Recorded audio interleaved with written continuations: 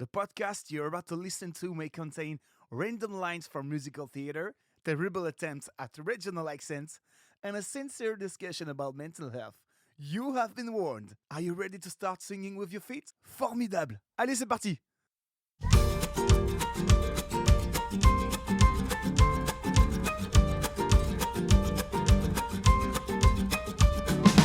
Non, nous ne sommes pas fous, nous ne sommes pas ivres, nous sommes juste dans la joie. Une joie profonde, nos cœurs elle inonde. Cette joie, elle vient du ciel. Non, nous ne sommes pas fous. Welcome to Sing With Your Feet, the podcast in which we imagine the kind of person we want to be when we grow up. Even though, by all standards, we already are grown up. The podcast in which all the overlapping circles that make up the blueprint for our lives bring some of our private struggles into sharper focus. The podcast in which we learn to have really hard, really important conversations that, while uncomfortable, are guaranteed to help us grow.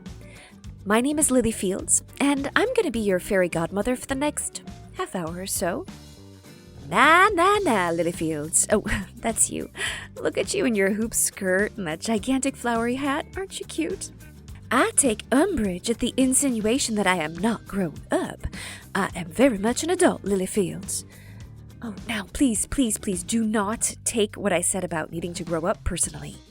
It's just that this week's topic is something I think a lot of us struggle with in varying degrees.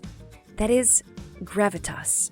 We'll get more into what that actually means, but if you, my country bumpkin, have perfect posture, a commanding presence, and know when to keep your mouth shut, then you don't have a problem with gravitas. But some of us do. Ah, Lily, now you're talking about those Venn diagrams again? When will you let up? Listen, I can't let up. I just can't. You see, it took me a really, really long time to understand that I actually had anything to offer in this life, especially since what I have to offer is not particularly conventional.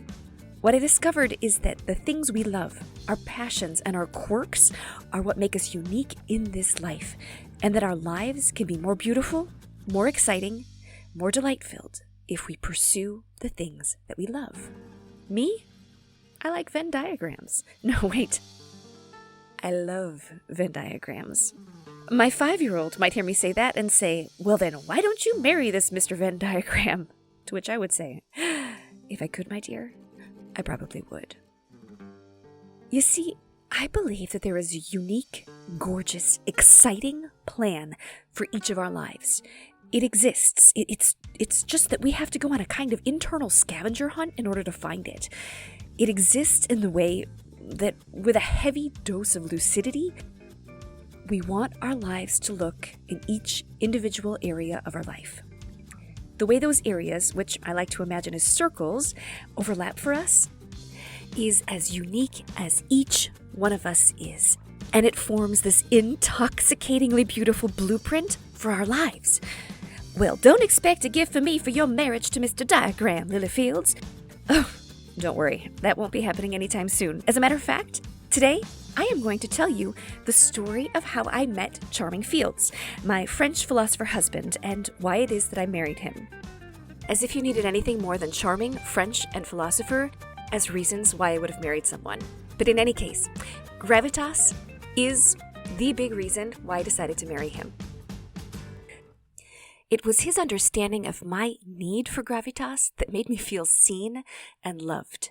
So if you're a little bit curious about our story, stay tuned. You're going to be hearing a lot more about that. The Ideal Life exercise is a habit of answering 4 questions about one different theme, just one circle of our Venn diagram each day. The exercise takes as little or as much time as you want to give it, but I generally spend 5 to 15 minutes each morning thinking about it. There are 19 circles in our Ideal Life diagram, which we cover over the course of 3 weeks, with one theme being repeated each one of those weeks. Just as a review, here are the 4 questions we ask for each one of the themes. What is working? What isn't working? What do I need to think about? And what do I need to do? This repetition over time, it allows us to see how we've been making progress, and thereby to celebrate, which, as you may have forgotten, is one of my favorite things to do, celebrate progress. Or, if we've stagnated, it gives us a safe, self-contained space to think about why we've stagnated before our stagnation turns into backsliding. And if things are going particularly badly, it's also an outlet to address these issues with ourselves, to articulate the problems, and start looking for solutions. When I was younger, I would have been hard-pressed to define what it meant to grow up. But it was the thing I desired the most. I came to believe that growing up meant having experiences, and experiences would somehow change the essence of who I was. Having experiences, as it turned out, was not enough to change the essence of who I was around other people. I was too energetic, too enthusiastic, too optimistic to the point of being annoying. I couldn't have pinpointed this as a young person, but now I know. All that too muchness was a mask to cover up severe social anxiety, a crushing need to be liked, and a debilitating self-loathing. Years passed. Even as I had an interesting life, adding experience to experience, I still talked too fast. I couldn't help but run when a normal person would walk, much to the dismay of my colleagues, and I still couldn't control my impulses, especially at the extremes of my creative process. So what is gravitas? I discovered this word about 10 years ago, and I realized that it addressed my youthful desire to finally grow up. Gravitas is a mishmash of both verbal and nonverbal communication.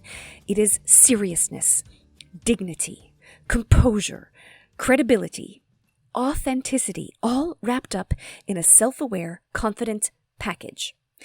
It is that element which, as a young person, I knew instinctively was missing. Gravitas was what I imagined when I said that I wanted to grow up. Here are a few of my "in my ideal life, I am a person who" statements as they relate to gravitas. In my ideal life, I am a person who speaks her mind with concision, is calm, slow, strong, and composed, knows what she wants, and is patient while she works to get it, manages her anxiety, has remarkable self-discipline, behaves the same in private as in public, has well-placed self-assurance and is self-aware, stays quiet when she has nothing to add, doesn't listen to gossip, is classy, lives in harmony with the ups and downs of her creative process. So, it's time that I tell you how I met my indulgent husband, because it's something that he said some 25 years ago that brought to light just how much of a jumble my little silver threads were when it comes to gravitas. As I headed toward the end of my high school years in 1996, I had absolutely no idea what I wanted to do with my life. I only knew that I wanted to finally grow up. I had a lovely upbringing on the shores of Lake Erie in a smallish suburb of Cleveland. I was surrounded by wonderful people, young people and grown-ups alike. I get it, that the fact that my only sure goal in life was to finally grow up comes from a place of incredible privilege. I had absolutely no idea what it would mean to grow up, but I suspected that it would mean that I would be less sensitive, or less emotional, or less caught up in the millions of ideas that constantly swirled in my head. I probably thought that it would mean that I would learn to stop interrupting people when they talked, and that I would be able to feel like the success of every conversation did not solely rest on my shoulders. I was insufferable. It wasn't a word that anyone ever called me. It was one that I picked up from a Jane Austen novel, and I actually had to look up. I felt like in order to grow up, I needed to get away, as far away from home as I possibly could. So I went to France. For some reason, I was always good at French. The only possible explanation for that is that I have an older sister, my sister Poppy, who started studying French when she was in 6th grade, as one does in a charming lakeside village in northeastern Ohio. Hearing her spout off the little French phrases here and there was irresistible to 8-year-old me.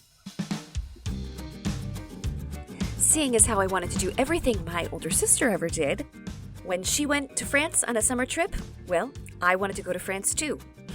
So, the minute I had the opportunity, I went and studied for France for a full year at a university just after high school. My mother still asks herself how she could have let her 18-year-old daughter cross the Atlantic by herself, considering that my mother didn't even have a passport, but she did. And that is how I ended up in Montpellier, France, at a bus stop in January of 1997, 20 years to the day before my youngest child would be born. There is so much to tell about the time between September of 96 and January of 97, but I really need to streamline my thoughts, so bear with me while I swallow back a mess of circuitousness and anecdotes about discovering minimalism, my obsession with an Andrew Lloyd Webber musical which referenced the Montpellier train station, and thereby going out of my way to use the bus stop there, and having peacocks for neighbors. Up until that night in January of 1997, I had never attended a movie alone. On that particular night, I went to see The Truth About Cats and Dogs. I felt so urban, so grown up, and I felt beautiful that night too. I was wearing a red check skirt and a turtleneck sweater, and by the time the movie let out, the buses had switched over to their night schedule, which meant that all the sprawling university housing complexes were served by one bus, the Rabelais. It was this nighttime bus line which took 3 times as long to get anywhere because it stopped everywhere. I waited alone at the bus stop in front of the train station for a while, and then a young man with longish dark hair and big heavy glasses arrived and began studying the timetables. Puis-je vous aider à trouver quelque chose? I asked. May I help you find something? Because long before I worked at Walt Disney World, I was already practicing being in guest relations. He was looking to get back to one of the university housing complexes, one that was called Triolet. I lived at Verbois, and I knew that Triolet was well before the Verbois stop, and I, ever the tour guide and secret bus stop stalker, told him that if he sat near me, I would tell him where he could get off the bus. This young man, as I said, he had longish dark hair, which he regularly blew out of his eyes with an exasperated sigh. It was a strange tic, so I kept my distance. When the Rabelais finally rolled up in front of the train station, the bus was full but for one seat. So I ended up sitting next to this young man with the sigh and the glasses. And we chatted.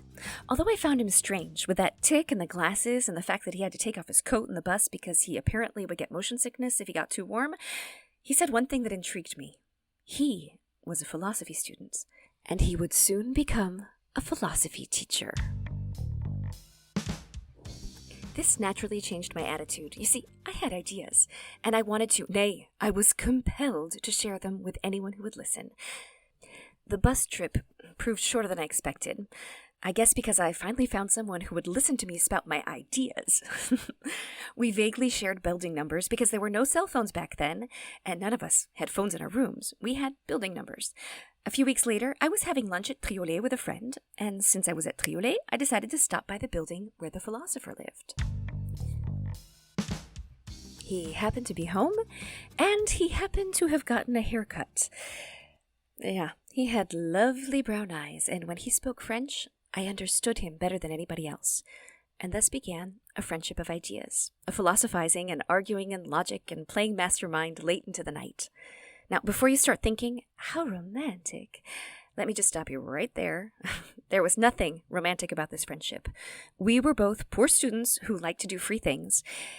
There was a free zoo just outside my window, thus the peacocks, and there were free concerts offered by the university music department. We were cheap. Very, very cheap. The thing we liked to do the most, though, was talk. I trademarked a phrase at that time. J'ai une théorie sur ça, which means I have a theory about that. This phrase has stayed with us for 25 years. I still have a theory on everything. Thus why I am exhausting on a good day and mind-bendingly infuriating on a bad day. Oh, he had theories on everything too, but he was a much better listener than I will ever be. He listened so very well, and I talked so very much, that he was able to put into words the gigantic jumble of silvery threads that would take at least the next 25 years and counting to sort out. His theory about my silvery jumble was this. Why would you want to grow up when being childlike is what makes you so much fun to be around? I liked his theory, and so I married him. There is no easy roadmap to Gravitas. It's something that is incredibly hard to define in a global way. It's not a function of age. I mean, Malala has it, Greta Thunberg has it, Margaret Thatcher had it, Kamala Harris has it, Queen Elizabeth definitely has it. It's a commanding presence and seriousness. Gravitas has a look, and Gravitas has a sound. I've come to believe that defining Gravitas for my own non-stateswoman or global activist lifestyle is often defined by contrasting it with what Gravitas is not. When I run on at the mouth, for example, or attempt to make jokes that aren't very funny, I'm not expressing Gravitas. Therefore, to find Gravitas in this, I would need to learn how to hold my tongue or to stop trying to be funny when I am clearly not. Or, for example, one day my eldest son got hold of my telephone and started taking pictures. At the end of the day, when I was flipping through the pictures, I caught a glimpse of a woman with horrible posture. It so happened that that woman was me. So, many years ago, I took an adult ballet class with an instructor who was probably in her 60s, although she might have been in her 70s. Her skin was thin and wrinkly, and she wasn't particularly thin as ballet dancers go, but she was extraordinary to look at. She still, in my mind, remains the most elegant woman I've ever seen. Why? Because of her posture.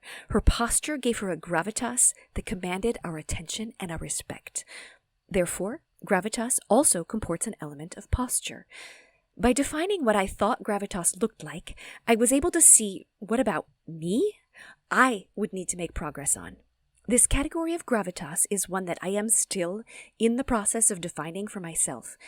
Every 3 weeks when I consider it, I'm able to reconnect to my deep-seated desire to finally grow up, and sometimes I'm able to see and celebrate progress towards that end. This being a rather squishy topic, one that each one of us must define for ourselves, it begs the question, how can I make progress on Gravitas? I think that a big part of making progress is in the observation of women we admire. What is it that we find admirable about them? I will always remember singing at the funeral of a wonderful woman named Suzanne. Suzanne never beat around the bush. She spoke her mind without hesitation. And even though she could be blunt, I never remember being hurt by what she would say, because she never spoke out of turn and she was always right. That is an example of gravitas to me. Learning how to break that down, learning to be bold and say what I'm thinking, but also to listen to the voice of wisdom in my heart that tells me if it's the right time or place to speak my mind. That would be making progress. Or, for example, this year, one of my New Year's resolutions was to improve my posture, practicing sitting up straight, walking straight, and everything that implied. By the way, this has been quite an adventure, and I'll put a link in the show notes to an article that I wrote about it. In any case, developing gravitas is about setting little challenges for ourselves, about continually seeking to grow into the person that we'll be proud of being at the end of our lives. Starting by observing, and then setting tiny, relatively measurable goals is a really great way. A measurable goal might be, for example, this week, at least once, I am going to speak up when I don't agree with something.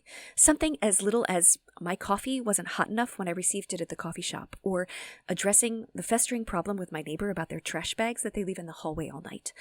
Or, I am going to concentrate on my posture for 5 minutes each day over the next week. These are tiny, measurable items that we can check off of our to-do list, and thereby, we get to celebrate them. Elle me fait bondir et vibrer, crier. Elle me donne envie de chanter, danser. Elle pousse à agir, donner, partager. Et tout simplement de sourire, aimer. Liella Kelly, Death Doula and Your Wicked Stepsister, is here to expose a critical facet to gravitas, the ability to talk about difficult topics with grace. Give her a listen. Liella, the floor is yours. Hello there. I'm back, your wicked stepsister, and I have some chores for you today.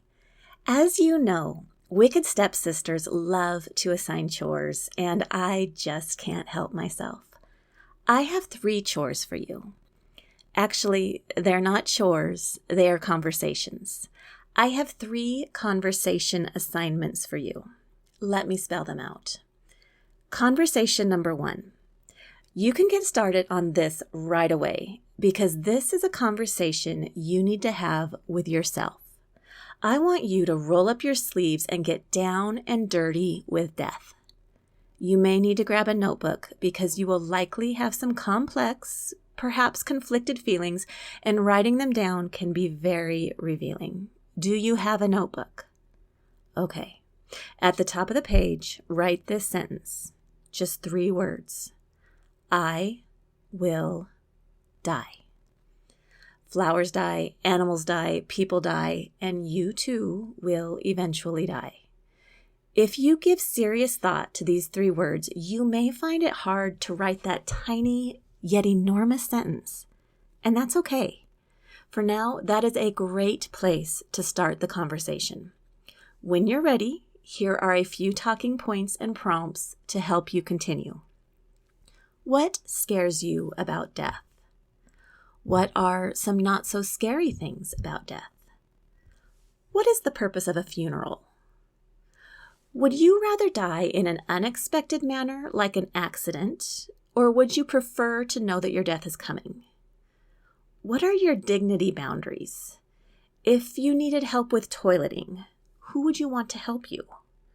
Do you want to be cremated, buried at sea, buried in a cemetery, natural burial? What are your preferences? These are some questions to get you thinking about death and dying, clarifying your own feelings and getting you more comfortable with the topic in general. There are endless thoughts you could explore. Just start the conversation and see where it takes you. Make note of the roadblocks you encounter. Don't allow them to derail you. Just make a detour and come back to them a bit later. If you need assistance, check out the book I Will Die, A Creative Journal for Mortals by Jessica Featherly. She offers a wide variety of prompts to make this conversation a bit easier. Here's another idea. If you're more a visual or artistic person, perhaps you could turn these conversations into drawings, little drawings that convey your feelings. Or if you're an action person, get started on some practical items like filling out an advance directive. When you feel like you've reached a point where you're pretty comfortable with your own feelings and wishes, when you feel like you can have a conversation about death without getting super weird, it's time to turn your attention to the other 2 conversations. Conversation number 2. Which people in your life will you likely be caring for as they die? For whom will you likely be making final arrangements? For a lot of us, this is our parents or our partner, but there may be others whom we will care for. We love these people and we want them to have as good a death as possible. For that to happen, we need to know their feelings and their wishes. We need to have a conversation. But for now, put a pin in conversation 2 and let's move to number 3 for a moment. Conversation number 3 is with the people who will be taking care of you at the end of your life and will be making final arrangements for you. This is conversation 2 in reverse. Most likely, this is a conversation with your children or again with your partner. You no doubt want a good death for yourself, so you need to make your feelings and preferences known. Conversations number 2 and number 3 may seem daunting, and it's true that there are so many roadblocks we could encounter. Fortunately, you've already done some research and worked on your own feelings in conversation number 1. So you are now in a good place to start these conversations. So let's consider a few tips to make these conversations a success. First, don't spring this conversation on people. We're out to a nice dinner, relaxing, and boom, death. No. Find a way to give people a heads up that you want to have this conversation. Second, share the reasons why you want to have the conversation. You recognize the value of the discussion, help them to see it as well. Third, it's a conversation, which means it's not a monologue. Be willing to listen and allow them to engage in the conversation, sharing their concerns and questions. This is an opportunity for you to make informed choices together and to share your worries. Last, make room for emotions. Fear, sadness, and tears may be part of the discussion, and that is completely okay. Emotions don't need to be hidden. These are some big chores, really big. Unfortunately, I don't have time here on this podcast to share everything that I'd like to share. I will, however, be posting more on Leaving Well the blog. You can find the link in the show notes. I hope you find it helpful. In the meantime, get started on conversation number 1, and as always, remember, talking about death won't kill you. That's right. Thank you so much, Liella, for getting to the heart of the matter. I'll link to your blog and that journal that you talked about in the show notes.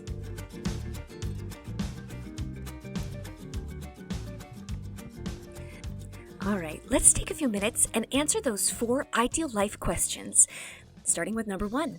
What is working? Were you able to broach an uncomfortable topic? Did you manage to keep your mouth shut instead of saying something that you might regret? Good for you. You are on your way to becoming a true stateswoman. Number 2, what isn't working? Whatever it is, whether you put your foot in your mouth in a gloriously splendid, spectacular way, or you felt underdressed for an occasion, don't judge yourself. Just write it down. Forgive yourself for failing because it happens. It doesn't make you an imposter. Number 3, things to consider. Liella, she gave you a bunch of homework.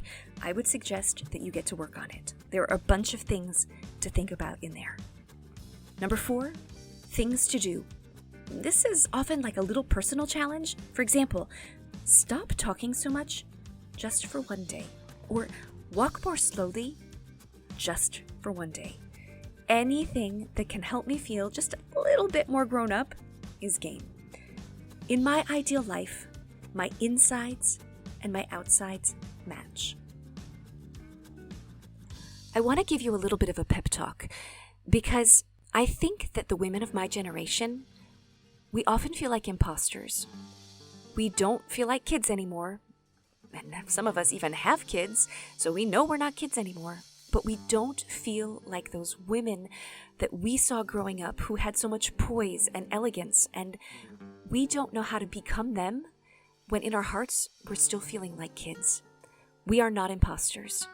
We need to start chipping away at what it means to be a grown-up for ourselves.